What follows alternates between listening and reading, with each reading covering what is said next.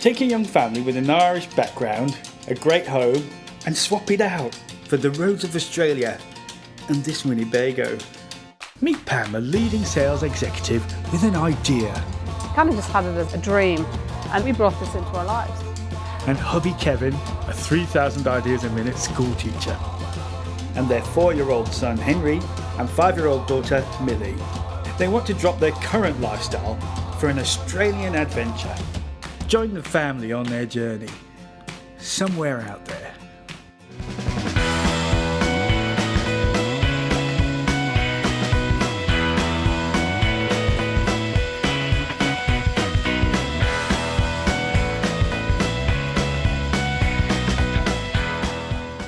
In this episode of Somewhere Out There, while travelling with the family, we'll progress on to far north Queensland and discover the close proximity between paradise and sometimes peril.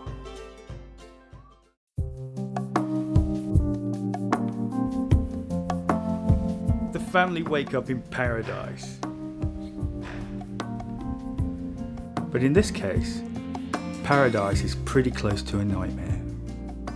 Cardwell. We spent a good bit of time just driving around, and we were shocked because a lot of houses still have roofs there must missing. be a couple of hundred, Yeah, but a lot definitely. of people had obviously just decided it was a case of they hadn't received insurance money yet. Some of it was just a case that had enough and they didn't want to live there anymore, and the houses were for sale, and there was just buildings that were might have just had 4 walls or something like that, or the windows were taken out. But then there was others where there was still corrugated lawn just strolled around the front garden, the smashed windows still, and Still? like, it's just kind of funny. 8 months down the line, it could have happened last week. 8 months after a cyclone, clearly devastated the area, and not one tourist to be seen. In fact, we're the only tourists today. Beautiful beach here. Only people on it are us. Just what this town needs is tourists, and there's none here. See the trees at 45-degree angles, stripped of branches.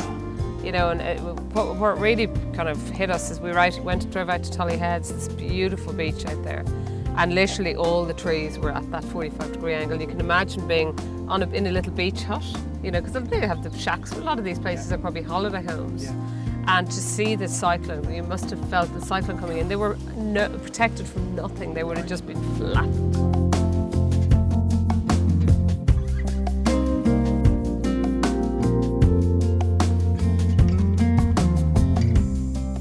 Beauty, disaster, disaster, beauty. The cycle continues, with not just cyclones, but bushfires being a regenerational necessity for the flora and tree life in this part of Queensland.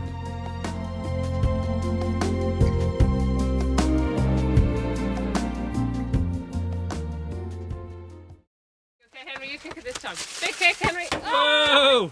Go on, Henry, go. He wants you to kick it.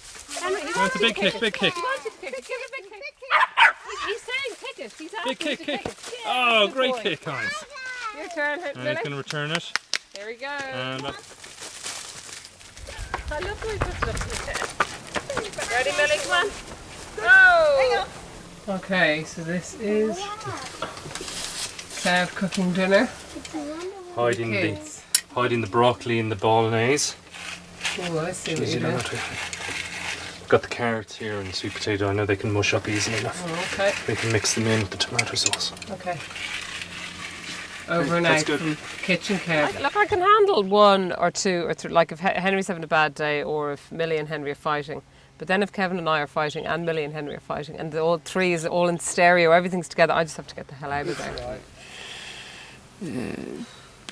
We are having a few little rows here and there. It's funny, I don't find this trip any different than our regular normal life from the point of view of Pam and I getting on in our relationship or the relationship with the kids. I mean, it's just like extended school holidays, really. So on this particular day, I slammed out not realising the hook was on and the whole thing broke off. I was so annoyed at myself, I was like... But sometimes you literally just have to get out and walk, and just walk.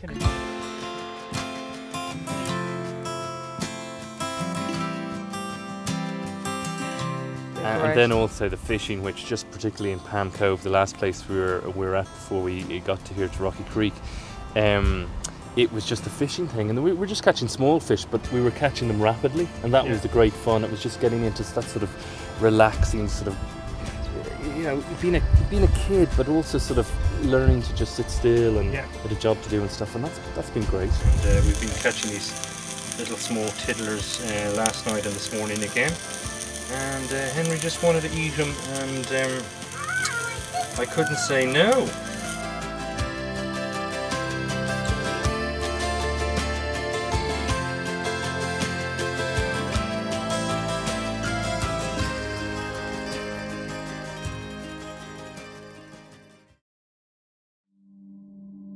We've talked about darkness along this coast, but Black Mountain has long been sinister in the eyes of the locals. I remember I wanted to go adventure a bit more and go on, but there was a sign saying talking about snakes, and that kind of put Pam off.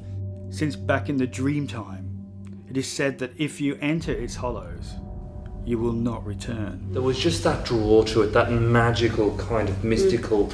There's something about that, and it was important to the indigenous peoples. Felt that eeriness, you know, and there's so many of those eerie sights around Australia, you know. Some attribute this to the presence of a giant serpent.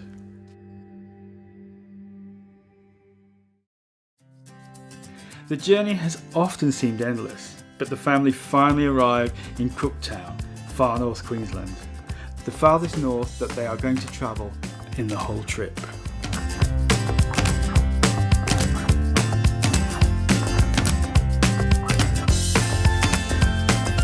And this is the marker that represents the point where Captain Cook first walked up these steps to Cooktown. We enjoyed reading about this cannon that had been sent up by the Brisbane, I think it's the Brisbane government, to defend Cooktown against the imminent Russian invasion. Russian invasion, which would have been about like 150 years ago. And all they sent was one cannon, 3 cannonballs, 1 man, and 2 rifles. To stop the Russian invasion. To stop the Russian invasion. I was thinking, gee, this is like a slap in the teeth. This is sort of politics. You could imagine Port Douglas probably got a bit more, you know.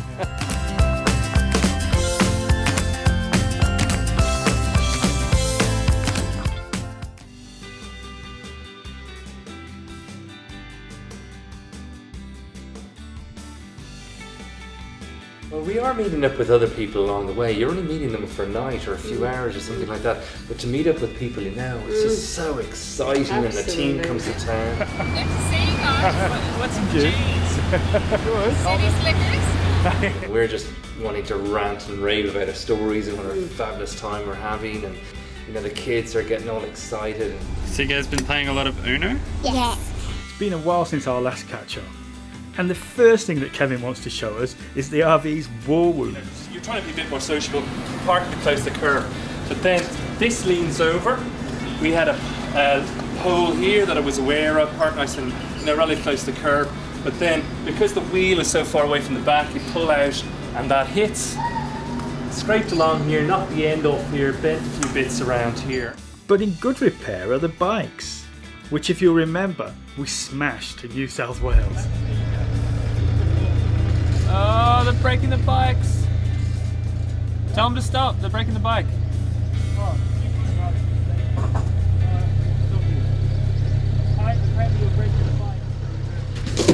Drain here, and there's sometimes just a bit of metal around it, I guess to protect the drain.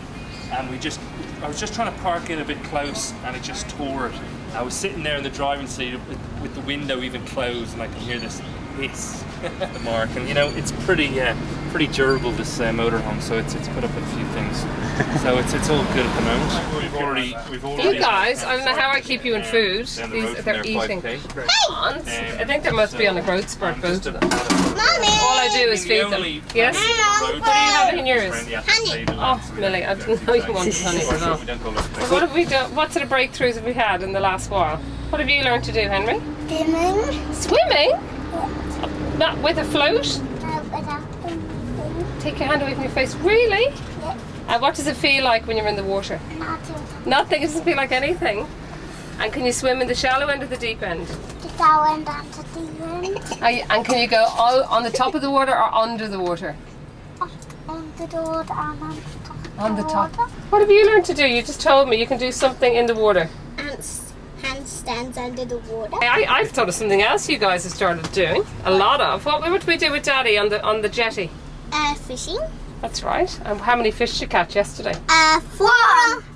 I caught 4 on my own. When were you born? Night time. No, Henry, you were born in the morning, and you always win the morning session of Uno, Yeah, and it's been the night time. and you win the nighttime sessions. And who wins all the lunchtime sessions? Mommy and Daddy. Mommy does, because Mommy and Daddy were born at lunchtime. So this is the coast of far north Queensland. Out there's the reef. Here's the rainforest. There comes a time when you have to turn inland in anticipation of the outback and the interior of the country and what they might find.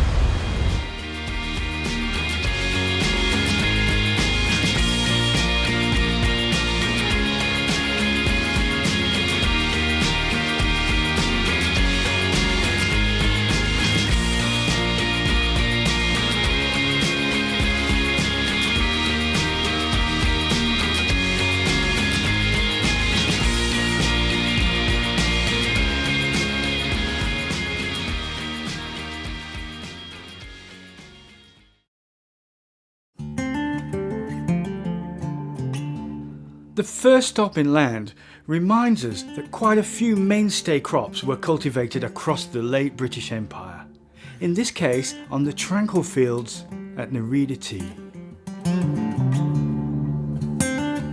Just driving in around the tea plantation, you can just see it's just absolutely beautiful here. Obviously, anyone who's a good shopper would always see Nerida Tea on the all the main Woolies and Coles and all the supermarket shelves.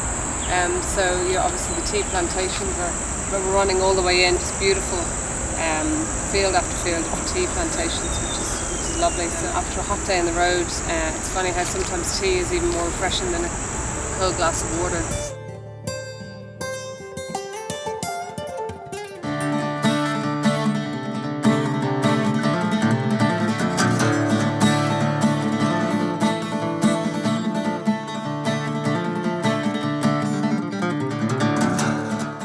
As the RV climbs through the rainforest, Kevin is keen to stop off at a natural rainforest feature.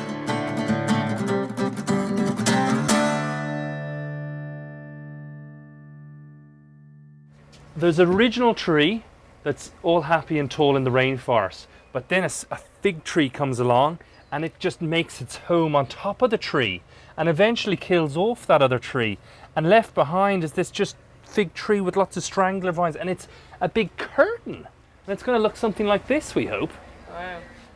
They need a host plant to grow on. They can't just grow in the ground themselves. They need to find somebody else to grow off. Like a tree. And just like some of these little creepers crawling up there, they need somebody to crawl up to the light, because we're in a rainforest. It's dark down here, and all the trees grow very tall. And you see with the trees, what do you notice about these trees? Look like umbrellas. Yes, they look like umbrellas, because an umbrella just has a big tall thing and then a canopy at the top.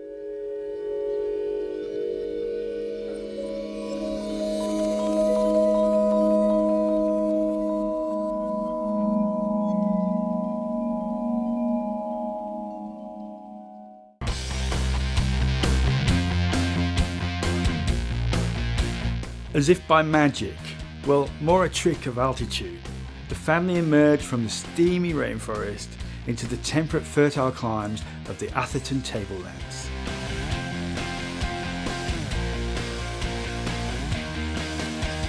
Links, we need to look at doing a service on this vehicle.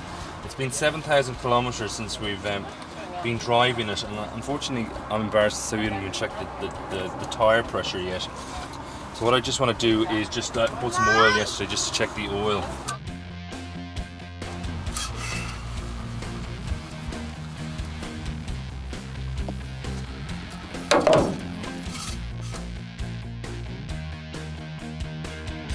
And I like to just look at taking the dust out of the filters. 7,000 kilometres, you're going to have some dirt.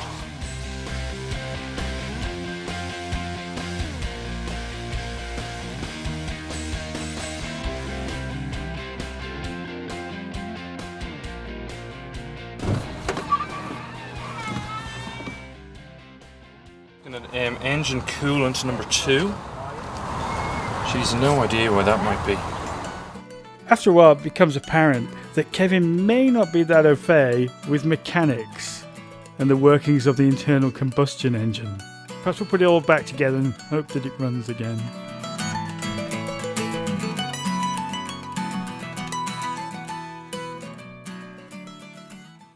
Not just a gold coin donation campsite, the Rocky Creek Memorial Park on Queensland's Atherton Tablelands marks a major site for the treatment of over 60,000 Australian troops, fresh from the Pacific Theatre of War. My granddad was in World War One, and he was an orderly in a hospital camp. But this is an area exactly like that. But he was only 22, and he talked about the excitement of it and going out and getting mementos of shrapnel. It would have been like this, you know. And I think it's kind of, I feel a bit closer to understanding what it was like to be in that. With the exception, this wasn't a combat zone. There wasn't obviously foreign troops. Oh, there was foreign troops in Australia, but not the. It was only allies.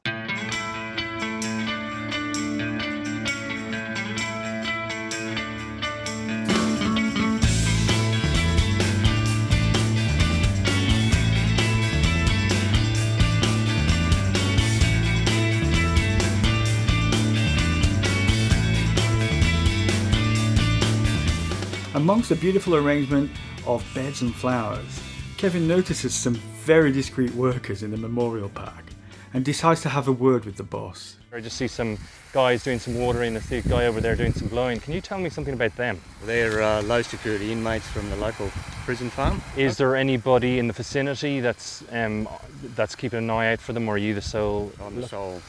I can have a maximum of 3 people here.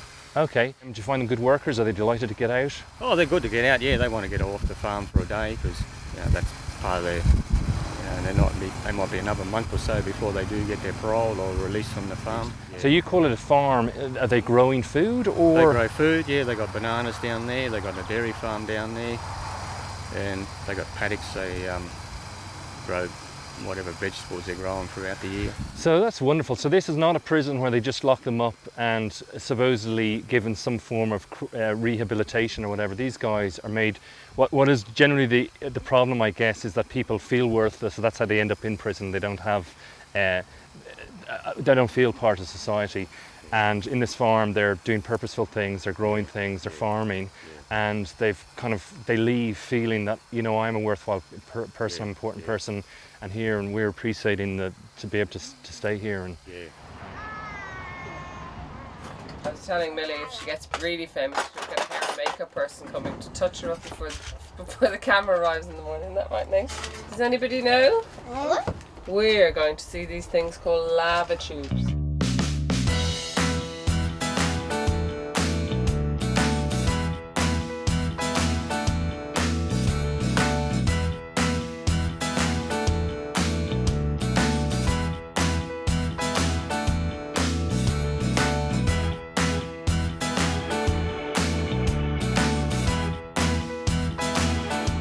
please carry. She's not been carried. Cassowaries have been seen here recently. At the top ranges of a stream, it tends to flow faster because it's at the stream start at the tops of the mountains, and then when we get down to the sea, they're going slower.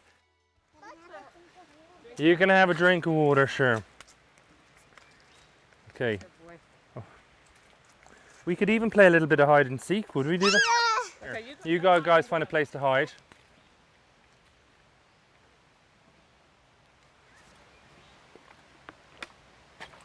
It's a good trick of getting kids to walk, playing hide and seek, so they run on ahead. Here I come, ready or not. I don't see them. Ah! Captain Cook chased the chalk all around Australia, dropped them in France. He dropped his pants when he was in France and found them in Tasmania. Okay, so guys, the volcano is a hill, yeah? And when it explodes, the top blows off it. But what this is not the main volcanic vent. It's just a side vent. I think they'd tie some ropes together and wheelie and abseil down the side. which would be a very cool thing to do, abseil down here. I mean, certainly abseil down there because it's a bit of a rock. People have been diving down here, so there's no doubt people have gone down there to explore the rock, otherwise they wouldn't know how far it goes in and stuff like that. So that would be a very fun thing to do. We're going to throw this log into the water. We're going to see if maybe it's just green grass down here, or is it in fact just some algae growing on the top. Are you ready to throw it down? Ready. Oh, quick! Hopefully it doesn't hit the other side. Oh, that was cool. We might have to do that again. In the tropics, things are definitely getting hotter. But just because the weather is improving doesn't necessarily mean that life becomes easier. In fact, just because the weather is becoming hotter doesn't mean that it's improving. Though the family are in a well-protected bubble, it will be interesting to see how they handle their upcoming journey into the country's harsh interior. I think I'm going to take a run. Ready, everybody watch? Jeez, Ready, imagine if the rail 3, fell.